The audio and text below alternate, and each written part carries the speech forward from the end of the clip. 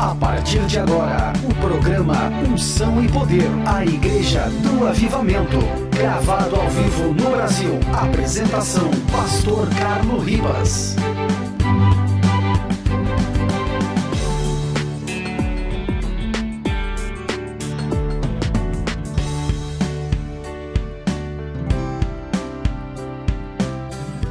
Tus ojos revelan que yo nada puedo ocultar, que no soy nada sin ti, oh fiel Señor. Todo lo sabes de mí, cuando miras el corazón, todo lo puedes ver muy dentro de mí. Lleva mi vida a una sola verdad, y cuando me miras, nada puedo ocultar.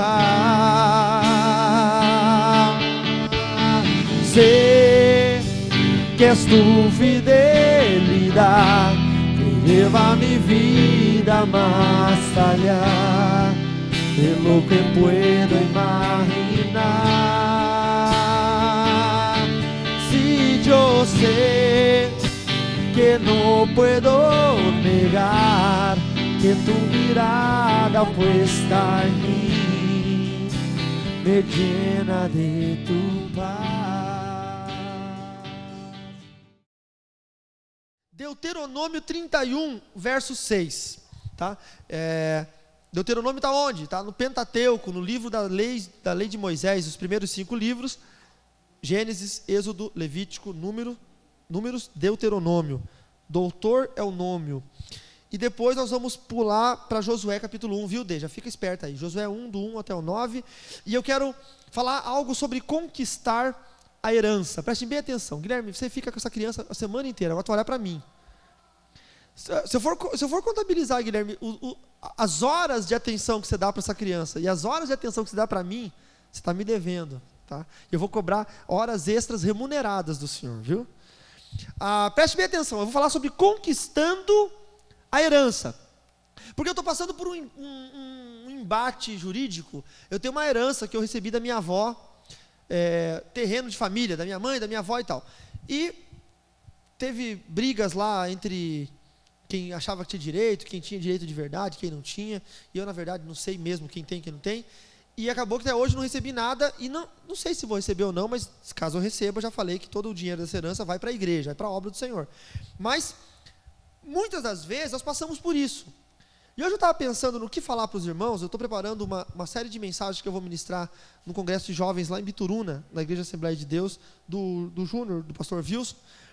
E lá o tema do congresso é livres. Então eu vou ter que falar sobre liberdade. Só que falar sobre liberdade para jovem é um tanto quanto perigoso, porque você pode dar margem para os caras descambar e despirocar a cabeça, ficar louco, né? Então, ainda mais lá é uma igreja bem fechada, aquelas Assembleias de Deus que não pode cortar cabelo, não pode ter esmalte, não pode nada. Então, você falar de liberdade numa igreja dessa realmente é muito perigoso. Então eu tenho orado muito a Deus para conseguir falar algo que seja do coração de Deus. E aí eu comecei a pensar, eu vou soltar umas mensagens aqui na igreja para ver, sentir a igreja, né? Eu vou soltar uma mensagenzinha lá do congresso de jovens, vamos sentir a igreja. Mas daí hoje de manhã eu ia fazer isso, eu ia falar sobre isso, mas acabei pensando melhor e acabei pensando sobre Deuteronômio 31. Veja, o verso diz assim: sejam fortes e corajosos. Parece que uma palavra está casada com a outra. Parece que para o cara ser corajoso ele tem que ser forte, não é? Não dá a intenção de quando o cara é fracote, ele não é corajoso? Já viram isso? Né? O cara é meio fracote, aí dá uma confusão, ele fica sempre, eu sou... Aí os mais fortões, tipo uns Fernando da vida, uns Jackson, outro Fernando ali, todos musculosos, não, peraí que eu resolvo a situação. Mas não é bem assim. A força e a coragem são dois fatores totalmente diferentes, são distintos, não é? Força pode ser para trabalho, pode ser uma força motriz, pode ser uma força até de vontade. Mas a coragem, ela tem que vir de dentro do coração de uma pessoa. Quando nós olhávamos amanhã começa de novo aquela série O Rei Davi, lembram que vocês assistiram na Record? Vai passar de novo, dessa vez eu vou gravar.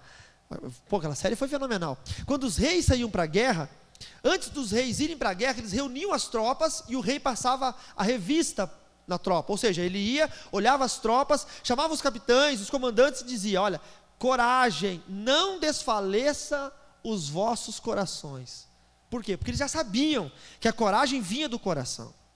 Então, covardia e coragem, eles partem do coração. Olha o que diz o texto: sejam fortes e corajosos, não tenham medo, nem fiquem apavorados por causa delas. O que é essa delas? Vocês já vão saber.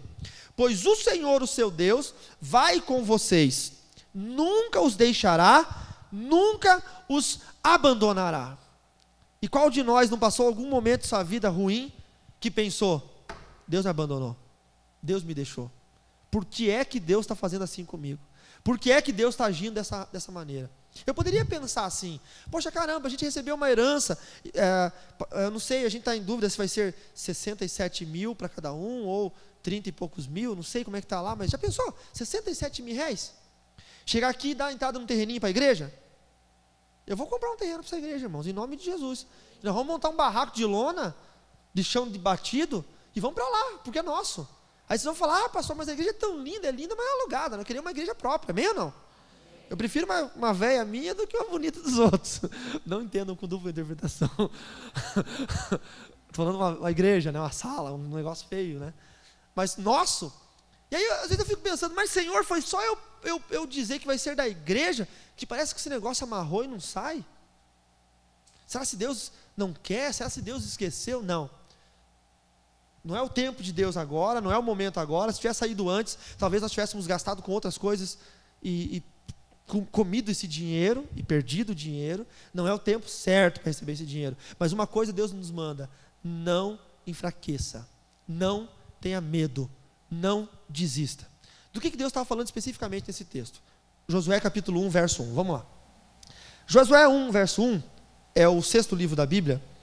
Ele começa a falar sobre depois da morte de Moisés. Quem lembra quem foi Moisés? Quem lembra? Ninguém lembra quem foi Moisés. Foi quem? Não entendi nada do que você disse. Libertou o povo do Egito, abriu o mar vermelho, fez sair água da rocha, fez cair pão do céu. O povo cansou de comer pão do céu, ele fez o quê? Codorniz. Eu pensei que alguém ia dizer pão com salame, né? O povo cansou de comer só pão, aí falou: Senhor, joga um salame junto. Codornizes. Ele livrou o povo da escravidão. Só que Moisés já tinha 120 anos. E ele não estava cansado. A Bíblia fala que o corpo de Moisés com 120 anos era como o de um adolescente. Deus cuidou bem dele. Mas ele estava no fim da vida. Então ele separou uma pessoa para ser o seu substituto. E veja que interessante. Moisés tinha filhos. Moisés tinha 2 filhos. Tinha, me ajuda amor, você que eu... Gerson e Eliezer. E os filhos dele não foram o seu substituto. A gente sempre pensa numa monarquia, né? Eu sou o pastor, e quando eu deixar de ser pastor, os meus filhos serão os pastores da igreja. E nem sempre tem que ser assim. Os filhos de Moisés não foram os líderes do povo. Foi um homem chamado Josué. Josué tinha o nome de Oséias, e aí Deus mandou trocar o nome dele, de Oséias para Josué.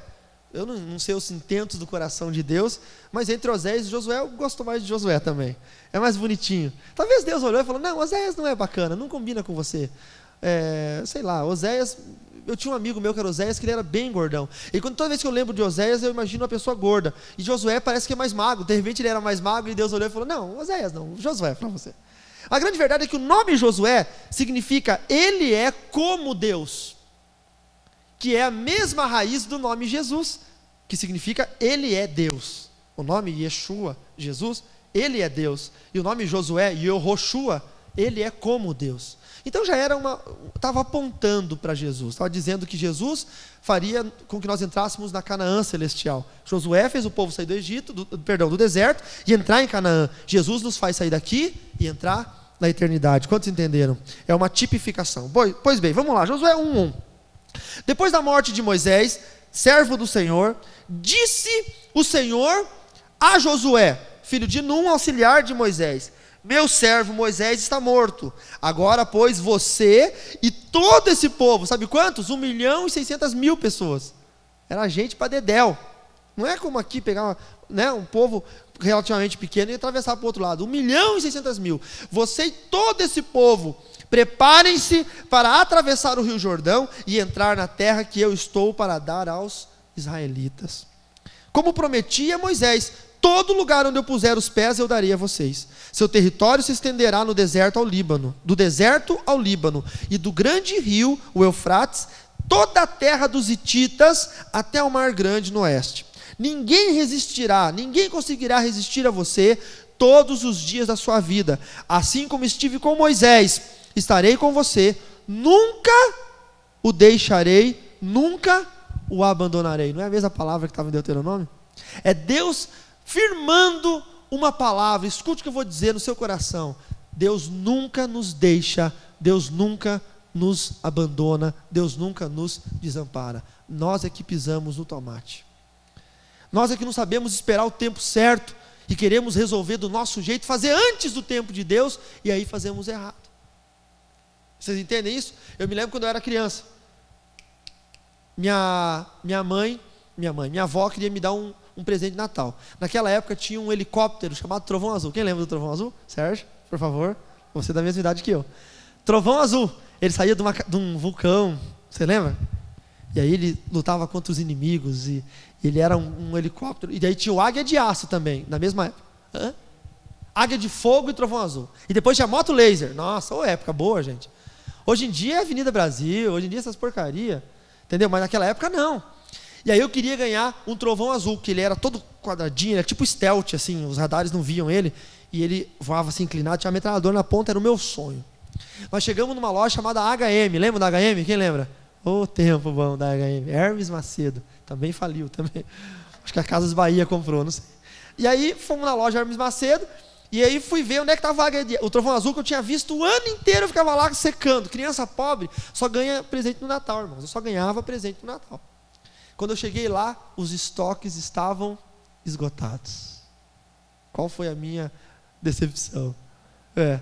Aí a vendedora falou, não, mas você fique tranquilo, sabe por quê? Porque semana que vem vai chegar o caminhão.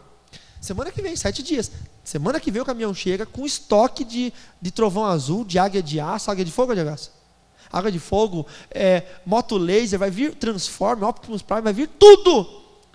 Aí minha avó olhou para mim e falou assim, você quer esperar a semana que vem para pegar o seu Trovão Azul?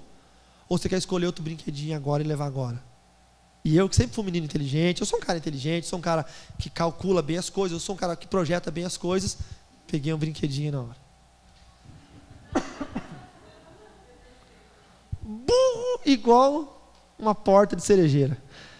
Peguei um carrinho que você puxava para trás e fazia assim, quando você soltava, fazia tac, virava um robozinho. E no comercial dizia que o robozinho caía de pé, mas nunca consegui fazer o robozinho cair de pé. Na quinta, ele já não foi mais para frente, porque quebrou o trenzinho da fricção. E aí na outra semana eu passei na frente da Hermes Macedo, tinha uma pilha de caixa de Trovão Azul. E os helicópterozinhos girando, e o negocinho. E não adianta, perdeu a benção. Sabe por que eu perdi a benção? Porque eu não soube esperar. Não soube confiar. Eu achei que Deus ia me deixar, eu achei que Deus ia me abandonar, mas a palavra de Deus diz que Deus nunca nos deixa, Deus nunca nos abandona.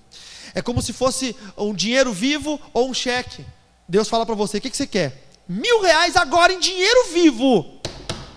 Aqui, uma nota em cima da outra. Ou um cheque de 1 milhão para daqui 30 anos. Corrigido. 1 milhão daqui 30 anos, corrigido. O que você escolhe? Aí você pensa, R$1.000, agora em dinheiro. Aí sabe o que o teu cérebro faz? O teu cérebro começa a fazer um tour. Pela sua geladeira começa. Aí o teu cérebro vai dentro da sua geladeira e começa a ver. Tá faltando maionese.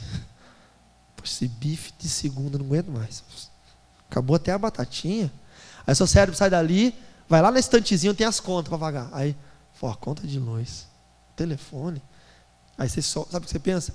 Você não pensa que daqui 30 anos, 1 milhão corrigido é muito dinheiro e o seu filho nunca mais vai precisar trabalhar. Você não pensa nisso. Você pensa só na maldita da maionese que acabou, na conta de luz, que todo mês, até o resto da sua vida você vai ter que pagar, a não ser que você compre a Copel. Senão você vai ter que pagar a vida inteira. Tem gente que fala, eu vou sair do aluguel, porque pagar aluguel não é vida. Sim, mas você vai ter que continuar pagando telefone todo mês, pagando água todo mês, pagando internet todo mês, pagando luz todo mês, pagando mercado todo mês. Quer dizer, você só fugiu do aluguel, irmão. E pagando a prestação da casa todo mês, até morrer. É uma ilusão isso, é uma ilusão. Não que eu não quero que vocês tenham casa própria, mas tem gente que faz coisa errada, se empipina todo, porque acha que Deus desamparou, porque acha que Deus abandonou. Se esperar no tempo certo, a bênção vai chegar. Deus nunca vai nos desamparar. Veja o verso, atenção, não bota o 6, não me entrega. Olha para alguém perto de você, vê se tem cara de corajoso ou cara de lambão. Dá uma olhada. Tem cara de corajoso, será? Vamos lá. Aquiles, tem cara de corajoso, Aquiles? Tipo assim, aquele cara que se tem um mato escuro assim, tem um bicho fazendo barulho, ele vai lá ver o que é. Ou é aquele que quando o calango chega no mato pensa que é lobisomem? Veja o que diz o verso 6. Olha o verso 6. Seja forte e corajoso, porque você conduzirá esse povo para herdar a terra que prometi sob juramento aos seus antepassados. Somente seja forte e muito corajoso. Tenha o cuidado de obedecer toda a lei que o meu servo Moisés lhe ordenou. Não se desvie dela nem para a direita nem para a esquerda, para que você seja bem sucedido por onde quer que andar. Verso 8, não deixe de falar as palavras do livro dessa lei, e de meditar nela de dia e de noite, para que você cumpra fielmente tudo que nela está escrito. Só então os seus caminhos prosperarão, e você será bem sucedido. Presta atenção numa coisa que eu vou falar para vocês. Tem gente que chega para mim e fala assim, pastor, eu parece que eu ando, eu não saio do lugar, pastor. Já chegaram para mim e falaram isso. E eu falo, meu irmão, vem cá, você ora? Ah, eu oro. Como que você ora? Me explica. Ah, eu oro o tempo todo, eu fico o tempo todo pensando em Deus. Ah, meu irmão, vai plantar batata? O tempo todo pensando em Deus, deixa de ser mentiroso. Ninguém fica o tempo todo pensando em ninguém. Você acha que está o tempo todo pensando em Deus? Tipo, ela está arrumando um cano em casa. Senhor, ninguém faz isso. Mentira, isso é desculpa de quem não quer orar. Estão entendendo o que eu estou falando? Ninguém. E outra coisa, se você passar o tempo todo pensando em quem você ama e nunca dizer para essa pessoa que você o ama, ele vai arranjar outro. Não é isso? Vai arranjar outro. Porque ele não sabe que você o ama. Ela está com esse problema, eu acho. Eu acho que ela está pensando em alguém, nunca disse, e agora o pastor revelou aqui, ó. Deus agora vai dizer. Agora, tá, pode falar, ó, aqui ele está do seu lado. Aí. Agora pensa comigo. Você fica o tempo todo pensando em Deus. Daiana, você vermelhou, Daiana. Quedou roja. Você fica o dia...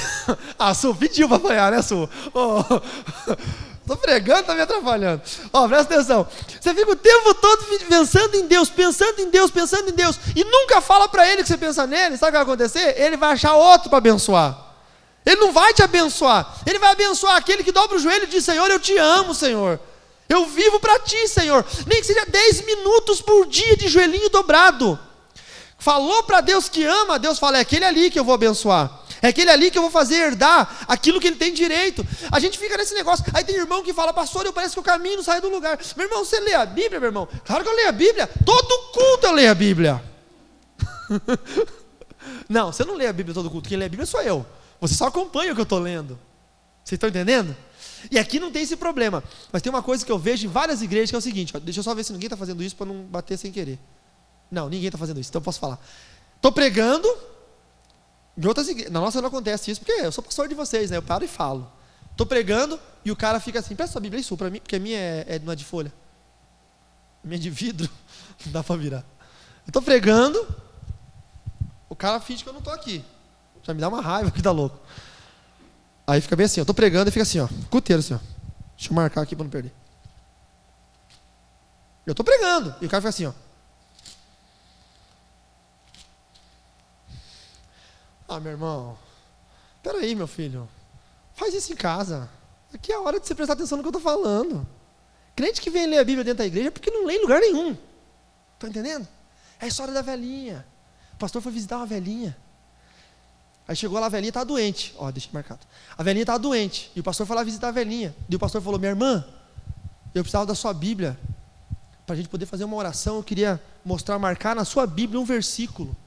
E ela falou: pastor, peraí que eu vou pegar minha Bíblia. Eu estava lendo agora há pouco minha Bíblia. Espera só um pouquinho. Ó o caô. Ó. Aí ela procurou a Bíblia, não achou, procurou. Não, pastor, está por aqui, eu já sei, está aqui. Aí mexeu, não achou a Bíblia, não achou a Bíblia. Aí o pastor olhou e falou assim: minha irmã, olha ali embaixo do sofá ali, ó. Verdade, tinha quebrado o pé do sofá, ela botou para calçar, para o sofá não ficar rengo. A hora que ela puxou aquele biblião assim, ela pegou e abriu assim e falou assim: quebrou meu óculos. Faz 1 ano que eu perdi esse meu óculos, estava dentro da Bíblia para ler. Ela é tão displicente que ela deixou o óculos dentro da Bíblia, esqueceu dentro da Bíblia, botou a Bíblia embaixo do sofá, quando sentaram, quebrou o óculos, ficou 1 ano sem ler a Bíblia. 1 ano. Tem gente que é assim. Tem gente que fica 1 ano sem ler a Bíblia. Aí não acontece. Você viu o que o texto diz? Preste atenção no que o texto diz. O texto diz assim, ó. Vamos, Bíblia. Bota lá, Denise, o 6. Você está no 8 já, filha? Olha o 6. Não, é verdade, Denise, o 8. Você está certa, mas agora você está errada porque eu sou pastor, eu nunca erro. Quando eu erro, eu estou certa. Não deixe de falar as palavras desse livro da lei e de meditar nelas de dia e de noite, o dia inteiro e a noite inteira não, meu irmão. Separa um tempinho de manhã, separa um tempinho à noite, um tempinho, mas medita. Por quê? Olha só, para que você cumpra fielmente tudo o que nele está escrito. Só então, consequência, os seus caminhos prosperarão e você será bem sucedido. Aí você fala: mas não tenho forças para ler a Bíblia. Minha mãe me disse que quem lê a Bíblia fica louco. Minha avó me disse que quem lê a Bíblia fica cego. Minha tia me disse que se você estiver lendo a Bíblia e o galo cantar, você fica vesgo. Nossa, ninguém falou para você que se você lê a Bíblia você vai para o céu? Não, só falam coisa errada. E o verso 9: não fui eu que lhe ordenei, Deus falando, seja forte e corajoso. De novo Deus falando para ser forte e corajoso. Não se apavore, nem se desanime, pois o Senhor, o seu Deus, estará com você por onde você andar. Por onde você andar. Aí vem aquela velha questão. O que é? Onde é que você está andando? O que é que você está fazendo? Seus passos estão indo aonde?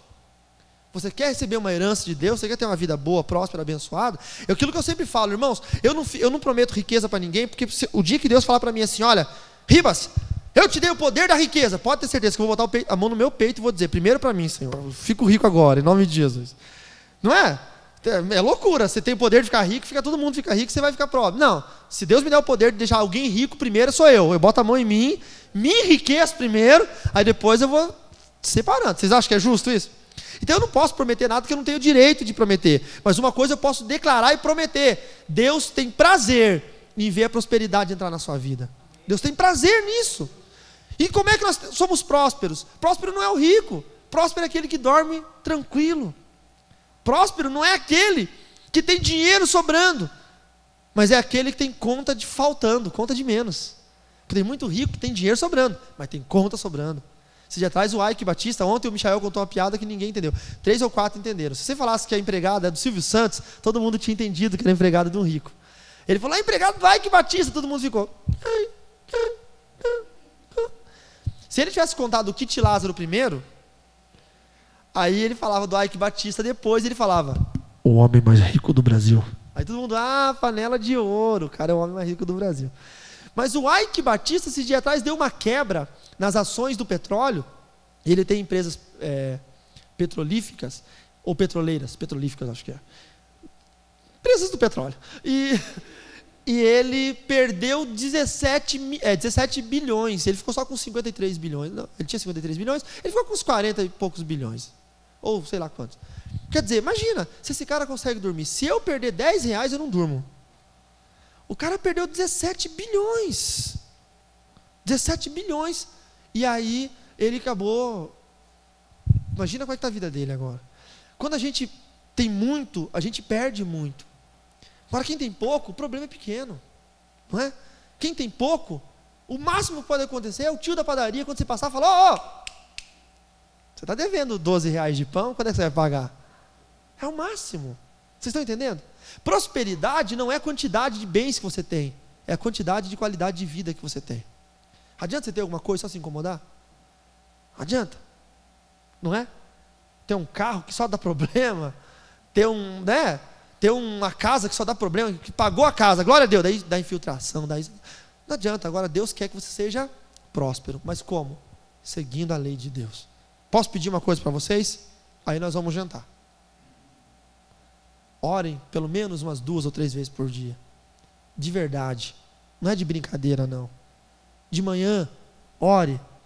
Sabe como que eu orava? Eu acordava de manhã, dobrava meu joelho do lado da cama e já orava. Eu fiz isso a minha juventude toda. Depois que eu casei, começou a ficar difícil. Por quê? Porque quando eu era jovem, eu morava, tinha o meu quarto e tal, aquele negócio todo. Depois que eu casei, começou a ficar difícil, porque eu acordo antes que a pastora. Então, aí eu queria orar, e eu não gosto de ficar orando em pensamentinho. Quando eu tenho oração estratégica, eu oro em pensamento, mas eu gosto de falar. Aí você tem a pessoa do lado ali e tal, e a pastora saiu, a pastora ronca demais, incomoda a hora da oração. Não, mentira, não ronca não. Então o que eu comecei a fazer? Comecei a orar na cozinha. Então eu levanto, lavo o rosto, escovo o dente, aquele negócio todo, troco de roupa, e aí eu vou orar. Eu comecei a fazer isso quando eu vi que o presidente das Ilhas Fiji, ele se converteu e ele ganhou a ilha inteira para Jesus, né? E aí eu vi um vídeo, um DVD, o assessor dele contando que o presidente acordava 4 horas da manhã, tomava banho, trocava de roupa, ia correr com os seguranças dele, voltava, tomava banho, trocava de roupa, e aí se vestia, se perfumava, e aí ele ia orar e ler a Bíblia. E um dia perguntaram para ele: por que o senhor não faz isso antes do que tudo? Ele falou: eu jamais vou me apresentar a Deus de pijama. Então ele se arrumava para se apresentar a Deus. Então, quer dizer, cada um pode criar uma estratégia, mas ore, que seja 5 minutinhos de manhã, 5 minutinhos de tarde, 5 minutinhos de noite, ore. Ganhe tempo em oração.